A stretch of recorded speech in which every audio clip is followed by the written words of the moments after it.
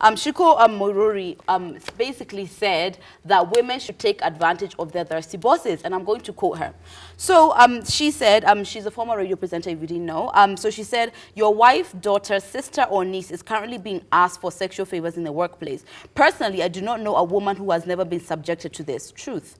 She then went on to say, never say no, just quote hi. He will never afford you, and if he does, take his money and run for the hills. Who says you have to sleep with him? She went on. Where's the lie? Here's the thing. I feel like that is one of those rules that don't work for all, which is why I don't push for it. Reason being, you're a young girl, maybe in a workplace, you just left uni, maybe you're 21 years old, and you get to this workplace, and this is the first opinion you hear of how you should handle your boss as far as, you know, him kind of, you know, trying it on you or whatever. And you think that this works all the time. Let me tell you, there are some egotistical bosses who even the thought of doing something for you and you do not do your return, it ends up being violent, a lot of the times abusive. At the very least, you're probably fired or subjected to like some hostile work environment. So I don't agree with this because you don't know who you're working with. If you know your boss well enough and you know he's the kind of boss who you feel you can do whatever you want with and he can spend money on you and you don't sleep with him, you gotta gauge that. But this rule cannot apply for all because there are some horrible situations that have come out of this, you know, wasted time 2019 and you get hurt. Yeah, absolutely. That's the thing, because, you know, I have mixed feelings about this because number one, and I remember even talking about it with, she was the wrong person to talk about it with. She's a bad example. But essentially, when we went out, there was this young girl, young, actually 22, a mother, right? And we happened to be at the house of like this like wealthy guy. The night kind of ended there, full stock bar. And she's sitting there talking about, you know, we should just use men. It doesn't even really matter. You know, grown women do this kind of thing all the time. And then, you know, the next day I end up getting a call from her scared mom because this girl's not even home. So I feel like using this as some point of like grown women do it isn't the argument, but I feel like there's something to talk about in this idea that men have to use their masculinity to move forward in life. It's just kind of how the world works. Biologically, scientifically, whatever you want to say it, that is a factor that plays. Women tend to use their femininity.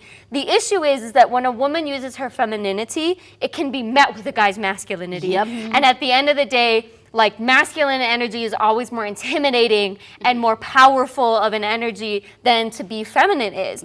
So when you're entering into this situation reliant upon the idea of like, oh, I'll get what I want because I'm feminine and he wants what he wants just because he's a man, you're going to be met with sort of that same level, but the masculine version, which unfortunately rarely does pay off for the woman, especially if you're going to go about this idea of, oh, just like take his money and run. First of all, are you going to leave your job when you take it? No, you're not going to leave your job. So there's kind of no way out of this situation because once you accept that cash, you have to stay there. You're going to keep your job. What if you are that young uni girl? There's no way out of it. Now, I will say that it's very difficult to assuade your bosses and like saying no to that, and maybe we should talk about that later.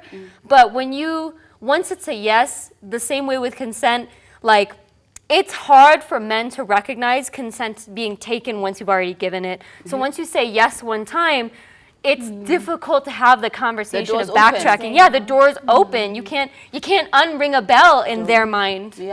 I totally agree with all of that.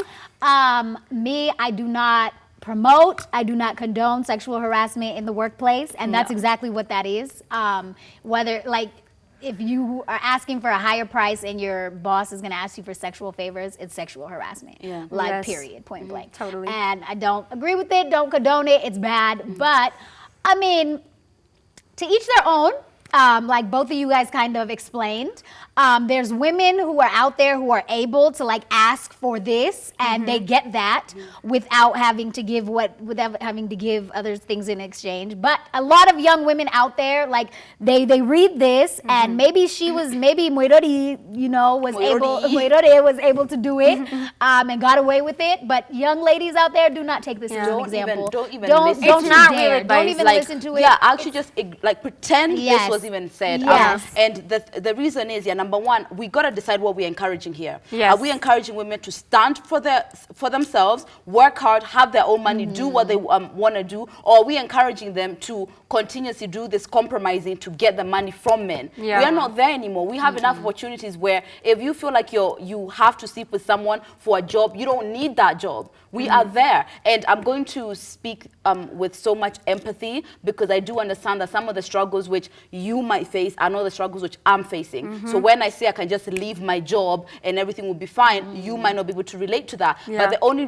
lesson I'm trying to push there is that, as I said, anything that is God-given, you do not have to exchange your integrity for. Yeah. And your integrity is the reason why you sleep at night, right? And no judgment to the women who are just like, listen, this is my boss. I need to get up to this level, so I'm going to sleep with him. To each your own. But I would not push that as advice. So if you feel like your integrity is being compromised because of your job, something isn't right. And let me tell you, even if you do succumb to it and you do start sleeping with him, what you think you're going to get is going to be laced with something so much worse that you're not even going to enjoy it. Because the beauty of that promotion is feeling like you earned it. The beauty of that promotion is feeling like you are a girl boss. But what it's going to be laced with is intimidation, constantly being reminded how you got there, because let me tell you, you owe someone. Those men don't let you forget that. They don't. It's going to be consistent. You're going to be, it's like if you allow someone to blackmail you, you've done the thing that they wanted. So now they've got you. Yeah. Now they've got you. You've And now opened it's the a door. cycle. Yeah. It's a cycle and it won't stop. And, Yeah. and I then on disagree top with of it that, so you're bad. never going to be able to like get to their level or go won't beyond let their you. level. They won't let you. Of course. They And will that not is, let you grow. and you're right, that's something to acknowledge. And so there's a few points to make here. Number one, and I've said it before, and I think it needs to be kind of reminded, it's pretty dang near impossible, in my opinion, to sleep your way to the top. You can sleep your way to the middle. Yeah. You can sleep your way maybe even to the level of the person who you started sleeping with. But at the end of the day, to surpass a certain extent, you eventually will have to use your brain. You just have to. I mean, even the girls who we know who are very famous and wealthy right now had to eventually use some business prowess after they use the money for men. And if that's going to be your plan, I can't knock that, because at the end of the day, that is technically a business plan. Right. But what you have to acknowledge is, we talk about wanting women to use their merits and their intelligence, and we get, though, that it's hard, especially in the industry we're in.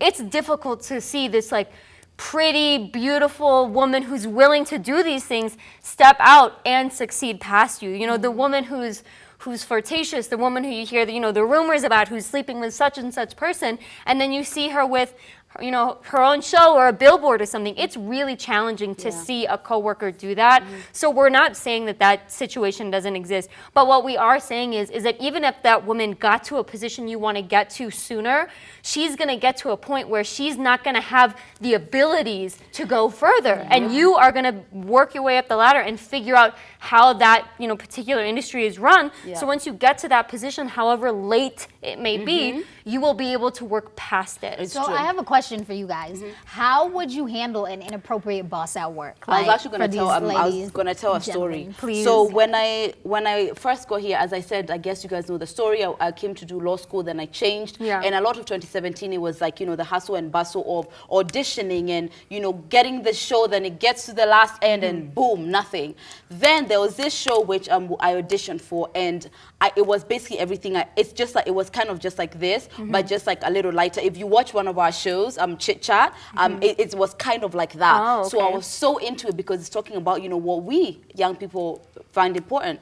Then I got to like the first round, which was like, okay, the next thing, well, it's just like everyone's going to be given their roles, whether you are going to be, I guess, part of the panel or you're going to be the moderator, whichever. And so, I was really excited, and I really felt like, after that round, it was really good. Then there was this producer, one of the producers of the show, who started being inappropriate. And this is like a couple of days before before they announced who got the job where. Yeah, right? Of course. So it's that brink where you're like, maybe if I just do it, maybe if I just go, So he was asking to come to my house, he was asking me out on dates, and just inappropriate energy. And you could tell he had such confidence and courage with it that I'm pretty sure I was not the one who was doing this with. No. It was a couple of them. So I can actually vividly remember exactly where I was when I was like forget this.